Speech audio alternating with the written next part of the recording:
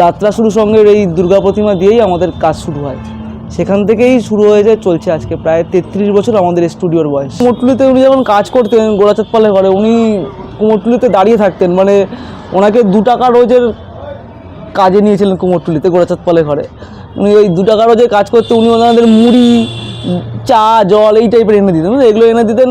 তার পরিবর্তে যেটুকুনি কাজ শিক্ষা ওই মধ্যে দিয়েই, তো কাজ শেখাতেন না। যখনই দেখছে দেখে কাজ শিখে নিচ্ছে, তখনই বলছে একটুখানি মুড়ি নিয়ে আয়, আর চা নিয়ে আয়, এই করে মানে ওই ছেলেটাকে কাজ শিখতে দেবে না। এখনকার দিনে যেরকম ইউটিউবের মাধ্যমে দেখে মানুষ কাজ শিখে ফেলছে, তখনকার দিনে কাজ শেখাটা খুব টাফ ছিল। তো ও দেখে শিখতো, ওনাকে যুগালি হিসেবে রেখেছিল। সেইখান থেকে কাজ শিখে বাবা একটা ঠাকুর বানায় প্রথমে, তারপরে 1টার থেকে 2টো বানায়। তারপরে এই কুমোরটুলির থেকে বেরিয়ে এসে আরও অন্য জায়গায় কন্ট্রাক্টে নিয়ে কাজ করতো। তখনও স্টুডিও হয়নি আমাদের, এখানে ওখানে কাজ করতো।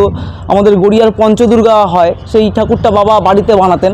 মানে কুমোরটুলিতে কাজ করতেন, গ্যাপে এসে রাত্রেবেলা করে বাড়িতেও টুকটাক করে এই পঞ্চদুর্গা ঠাকুরটা বানাতেন।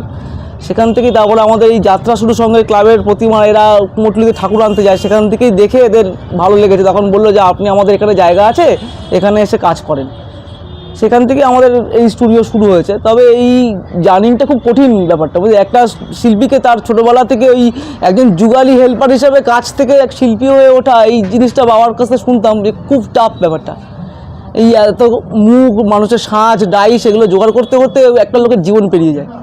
সেগুলোকে জোগাড় করে রেখেছিল বলেই আজকে হয়তো আমি কাজটাকে আরও আধুনিকভাবে করতে পারছি। আর বাবা কুমোরটুলিতে অসুর সিংহ জোড়াগাঁথা করার মাস্টার লোক ছিলেন, বুঝতে পারলেন তো। এই অসুর সিংহ জোড়াগাঁথা করার জন্য উনি নানান জায়গায় ঘুরে বেড়াতেন, কোথায় ভালোভাবে অসুর সিংহর অ্যাটাকিংটা, একটা সিংহ একটা অসুর দুজনে ফাইট করছে, তার একটা বেস তৈরি করতেন।